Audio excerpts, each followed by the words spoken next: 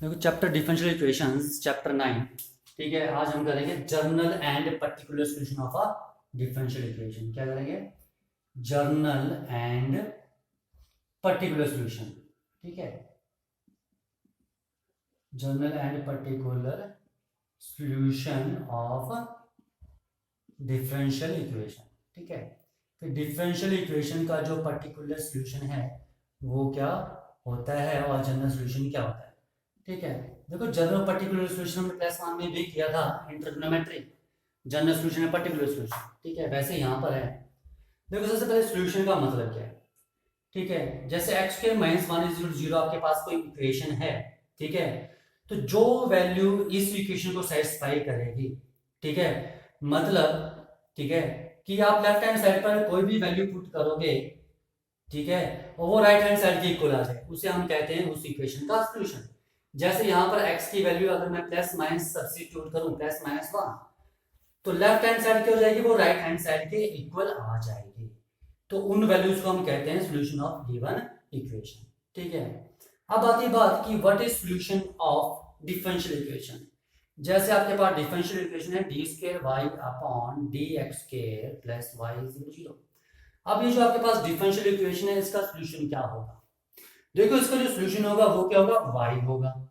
ठीक है, ठीक है, देखो इसका सॉल्यूशन, ठीक है, क्या होगा, y होगा। ओके, और y क्या है, यहाँ पर फंक्शन है किसका, y क्या है, फंक्शन है किसका, x का। ठीक है, ओके, तो यार मैं यहाँ पर y और उसको दो बार डिफरेंशिएट करके डालूंगा अगर, ठीक है, y की वो वैल्यू, ठीक है, y की एक ऐसी वैल्यू जो मैं यहां सब्स्टिट्यूट करूं और उसी वैल्यू को दो बार डिफरेंशिएशन करने पर, ठीक है, उसमें ऐड कर दूं तो वो राइट हैंड साइड की खुला जाएगा। ठीक है, लेफ्ट हैंड साइड में अब इस, ठीक है, इस डिफरेंशियल इक्वेशन का सॉल्यूशन क्या होगा, y की ऐसी वैल्यू, ठीक है, जो मैं यहां सब्स्टिट्यूट करूं और उसी वैल्यू को दो बार डिफरेंशिएट करके यहां सब्स्टिट्यूट कर दूं, तो लेफ्ट हैंड साइड क्या है, वो राइट हैंड साइड के इक्वल आ जाए। उस वैल्यू को हम कहेंगे solution of this differential equation. ठीक है, जैसे मैंने मान लिया let y is equal to a sine x plus b. ठीक है, ना उसको दो बार डिफरेंशिएट कर दो, dy अपॉन dx किया जाएगा a cos x plus b, और x प्लस बी की डिफरेंशिएशन 1। नाउ डबल डेरिवेटिव निकालो, d square y upon d x square is equal to cos की माइनस, तो minus a sine x plus b. ठीक है, अब इन दोनों वैल्यूज को इस इक्वेशन की लेफ्ट हैंड साइड पर सब्स्टिट्यूट कर लो। तो लेफ्ट हैंड साइड है मेरे पास d square y upon d x square plus y which is equal to क्या आ जाएगा, minus a sine x plus b and plus a sine x plus b, यही आएगा which is equal to zero. ठीक है, तो y की इस वैल्यू को सब्स्टिट्यूट करने पर लेफ्ट हैंड साइड और राइट हैंड साइड इक्वल आ रहे हैं, इसका मतलब ये जो है इसका सॉल्यूशन होगा। ठीक है, जैसे मैं एक एग्जांपल और ले लेता हूं, मान लो y इज इक्वल टू, अब एक इक्वेशन के कई सॉल्यूशन होते हैं, जैसे यहां पर दो सॉल्यूशन थे इस इक्वेशन के, वैसे इस इक्वेशन के कई सॉल्यूशन हो सकते हैं। मान लो मैंने ले लिया y is equal to 2 sine x plus one, तो देखो dy अपॉन dx क्या आ जाएगा, यहाँ पर 2 साइन, साइन की डिफरेंशिएशन क्या जाएगी, cos, तो 2 cos x प्लस वन। ठीक है, and d square y upon d x square क्या आ जाएगा, minus 2 sine x plus one, ये चीज आ जाएगी। तो देखो d square y upon d x square plus y की वैल्यू क्या आ जाएगी, minus 2 sine x plus one, और प्लस वाई की value 2 sine x plus one which is equal to zero, same है, कट गया। ठीक है, तो ये भी क्या आ रहा है, इसका सॉल्यूशन आ रहा है डिफरेंशियल इक्वेशन का। ठीक है, एक ये भी सॉल्यूशन आ रहा है। ठीक है, देखो ये जो सॉल्यूशन आ रहा है, ठीक है, ये जो सॉल्यूशन आ रहा है y इज इक्वल दिस, इसे हम कहेंगे जर्नल सॉल्यूशन। ठीक है, जर्नल सॉल्यूशन। ठीक है, और ये जो है मेरे पास, इसे हम कहेंगे पर्टिकुलर सॉल्यूशन। ठीक है, अब एक चीज ध्यान से देखो, यहां पर अगर a की वैल्यू 2 और b की वैल्यू 1, ठीक है, तो ये सॉल्यूशन यहीं से निकल रहा है, ठीक है, ये पर्टिकुलर वैल्यूज के लिए निकल रहा है। 2 और 1 के आपके पास कॉन्स्टेंट्स हैं, पर्टिकुलर वैल्यूज हैं, है ना, पर्टिकुलर वैल्यूज। तो ये पर्टिकुलर वैल्यूज के लिए सॉल्यूशन निकल रहा है, तो हम इसे कहेंगे पर्टिकुलर सॉल्यूशन, ठीक है। और ये जो मेरे पास a और b, ठीक है, a और b क्या है, यहां पर आर्बिट्रेरी कॉन्स्टेंट्स हैं, ठीक है, आर्बिट्रेरी कॉन्स्टेंट्स, ठीक है।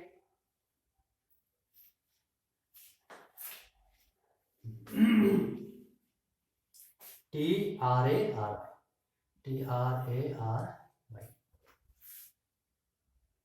ओके।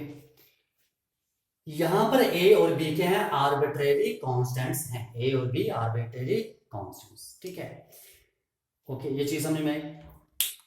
देखो मैंने यहाँ पर पहले मैंने ये लेके सॉल्व किया, तो यहाँ पर लेफ्ट हैंड साइड और राइट हैंड साइड के इक्वल आ रही है, तो ये इसका सोल्यूशन हुआ, ये भी इसका सोल्यूशन हुआ।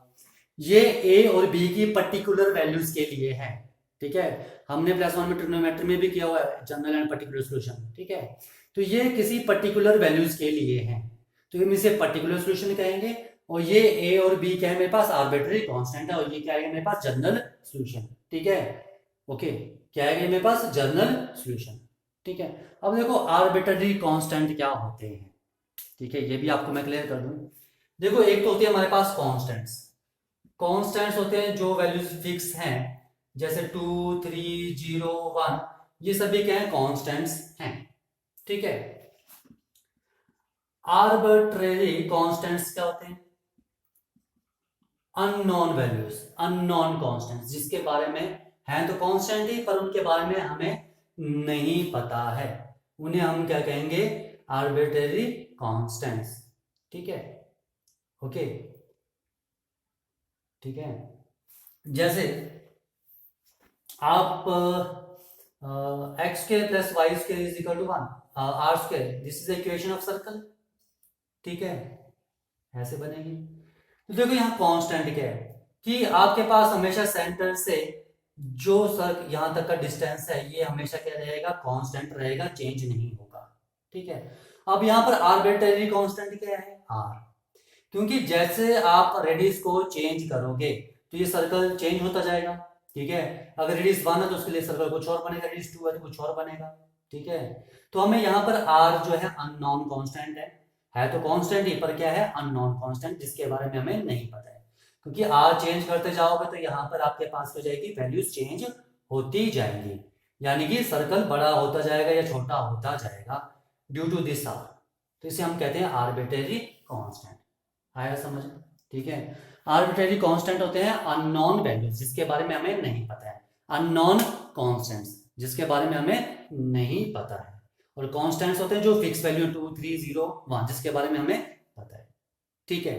ये चीज समझ में आ गई, ओके, ठीक है। अब देखो ये जो ए और बी निकलते कैसे हैं, ठीक है। अब आपके पास कई क्वेश्चंस होंगे जहां पर आपको कंडीशन दी होंगी, ठीक है, कंडीशन दी होंगी कि x की वैल्यू 0 होगी, y की वैल्यू 1 होगी, ठीक है। तो आप जब वो सब्स्टिट्यूट करोगे तो आपके पास a और b की वैल्यूज निकलती है, ठीक है, okay. May be 1 condition, 2 condition दी होंगी, x is equal to 2 and y is equal to 3, तो ये आपके पास, ठीक है, दो इक्वेशंस बनेंगी a और b की फॉर्म में, जहां से हमारे पास a और b की वैल्यू निकल जाएंगी, ठीक है। फिर सुन लो, ठीक है, ये आपके पास जनरल सॉल्यूशन जहां पर a और b के हैं आर्बिट्रेरी कांस्टेंट्स हैं, ठीक है, तो इसे हम कहते हैं जनरल सॉल्यूशन, क्योंकि हमें a और b के बारे में यहां पर नहीं पता है, ठीक है। फिर हमारे पास कुछ कंडीशन दी होती है, जैसे ऐसे ये कंडीशन दी है, ठीक है, ये सब्स्टिट्यूट करेंगे, ठीक है, इक्वेशन में, तो वहां से आपके पास दो इक्वेशंस बनेंगे a और b की फॉर्म में, मान लो ये बन रही है, ठीक है। इसे सॉल्व करने में हमें a और b की वैल्यू मिलती है, ये चीज समझ में आ गई, ठीक है। a और b की वैल्यू मिल गई, तो ये हमारे पास a और b की वैल्यू सब्स्टिट्यूट कर दी, तो ये हमारे पास क्या बन जाएगा, पर्टिकुलर सॉल्यूशन, ठीक है, लग गया पता, पर्टिकुलर सॉल्यूशन पर्टिकुलर वैल्यूज के लिए। तो जिन इक्वेशंस में हमारे पास a और b इन्वॉल्व होगा, ठीक है, इस तरह से unknown constant, arbitrary constant involve होंगे, उन्हें हम कहेंगे जनरल सॉल्यूशन, और जिनमें हमारे पास पर्टिकुलर वैल्यूज होंगी ऐसे, तो हम उसे कहेंगे पर्टिकुलर सॉल्यूशन। ठीक है, ये चीज समझ में आ गई। तो ये था हमारे पास general solution and particular solution. ठीक है, आ जाओ यहाँ पर मैं आपको, ठीक है, क्वेश्चन कर लेते हैं, 2 क्वेश्चन वेरीफाई करके देख लेते हैं क्वेश्चंस के लिए कि आपके पास एक्सरसाइज में 9.2 एक्सरसाइज में किस टाइप के क्वेश्चंस आने वाले हैं।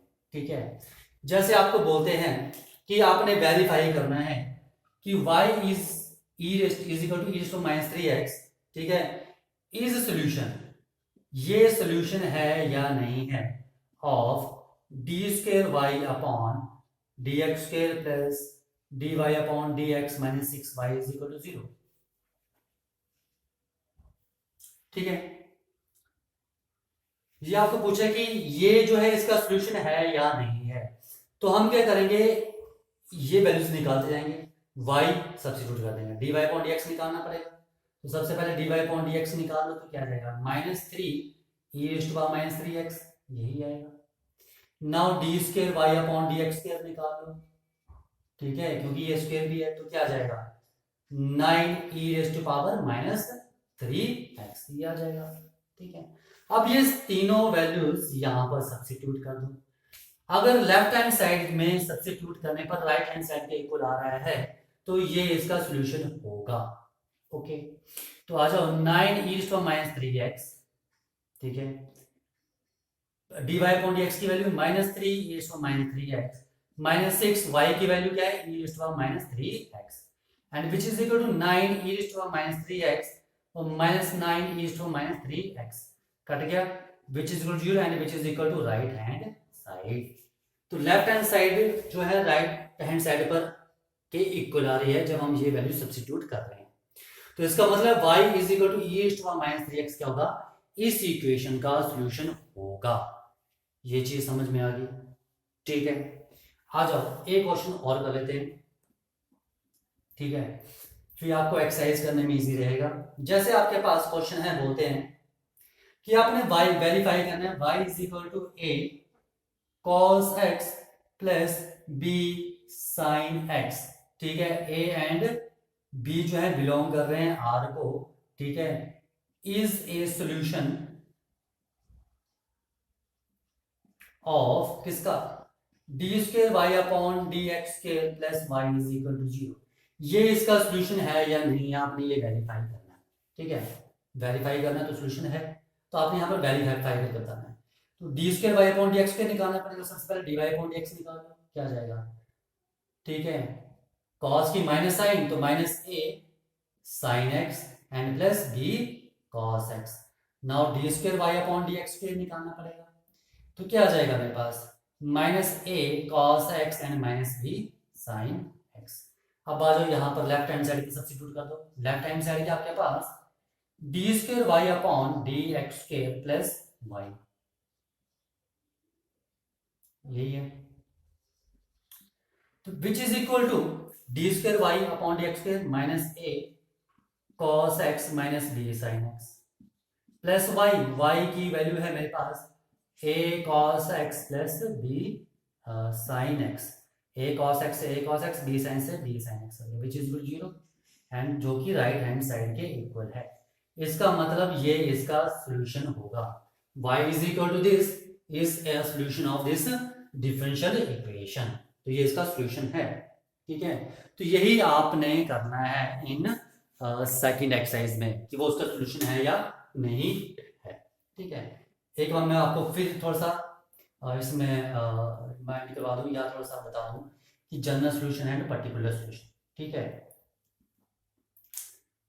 ठीक है, वो सॉल्यूशन जिसमें ए और बी इन्वॉल्व होंगे, जैसे ये लिया था, तो हम इसे कहेंगे ये क्या है, इस टाइप का सॉल्यूशन क्या होगा, जनरल सॉल्यूशन होगा, क्योंकि यहाँ पर ए और बी क्या है, आर्बिट्रेरी कांस्टेंट है, यानी कि जिनके बारे में हमें नहीं पता है तो कांस्टेंट, पर वो कुछ भी हो सकते हैं।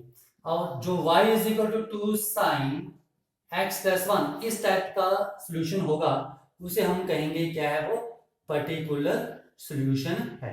वो क्या है, पर्टिकुलर सॉल्यूशन, क्योंकि यहां पर जो है मेरे पास पर्टिकुलर वैल्यूज के लिए 2 a की वैल्यू जैसे यहाँ पर 2 कंपेयर करो, a की वैल्यू क्या है 2 और b की वैल्यू क्या है 1। ठीक है। तो ये ए और बी की पर्टिकुलर वैल्यू के लिए सोल्यूशन निकल रहा है। वैसे हम यहाँ पर और भी निकाल सकते हैं, 3 sin x + 5, ठीक है। तो ये भी मेरे पास ए और बी की पर्टिकुलर वैल्यूज के लिए है, तो ये भी मेरे पास क्या होगा, पर्टिकुलर सोल्यूशन होगा। ठीक है, लग गया पता। ठीक है, कांस्टेंट मैंने बताया था, जो वैल्यूज फिक्स हैं उन्हें हम कहते हैं, जिनके बारे में हमें पता है वो होते हैं कांस्टेंट। आर्बिट्रेरी कांस्टेंट होते हैं, जैसे मैंने यहाँ पर आपको एग्जांपल लेके भी बताया था। ठीक है, ओके। कांस्टेंट का मतलब है कि ये डिस्टेंस हमेशा कांस्टेंट ही रहेगा। ठीक है, जो रेडियस है वो हमेशा कांस्टेंट ही रहेगा, किसी भी सर्कल का रेडियस कांस्टेंट ही रहेगा। ठीक है, रेडियस की बात कर रहा हूँ। ठीक है, और अगर इसी क्वेश्चन की बात करूं तो यहाँ पर जैसे जैसे आर चेंज होगा वैसे वैसे सर्कल चेंज होगा। R1 होगा तो सर्कल ये बनेगा, R2 होगा तो सर्कल थोड़ा सा बढ़ जाएगा, R3 होगा तो और बड़ा हो जाएगा, R1/2 होगा तो और छोटा हो जाएगा सर्कल। ठीक है, तो ये जो है, ये जो R है वो आर्बिट्रेरी कांस्टेंट है, जिसके बारे में हमें नहीं पता है। ठीक है, जिसके अकॉर्डिंग हमारे पास सर्कल चेंज होगा। और जो रेडियस होगा, यानी ये जो डिस्टेंस होगा सेंटर से लेके यहां तक, ठीक है, ये तो हमेशा फिक्स ही रहेगा, इसे हम कहेंगे कांस्टेंट। लग गया पता। आर्बिट्रेरी कांस्टेंट का मतलब है अननोन वैल्यूज। ठीक है, तो इसी पर बेस्ड है आपके पास सेकंड एक्सरसाइज, जहां पर आपने वेरीफाई करना है या चेक करना है कि वो सॉल्यूशंस हैं या नहीं हैं डिफरेंशियल इक्वेशंस के। ठीक है, ओके।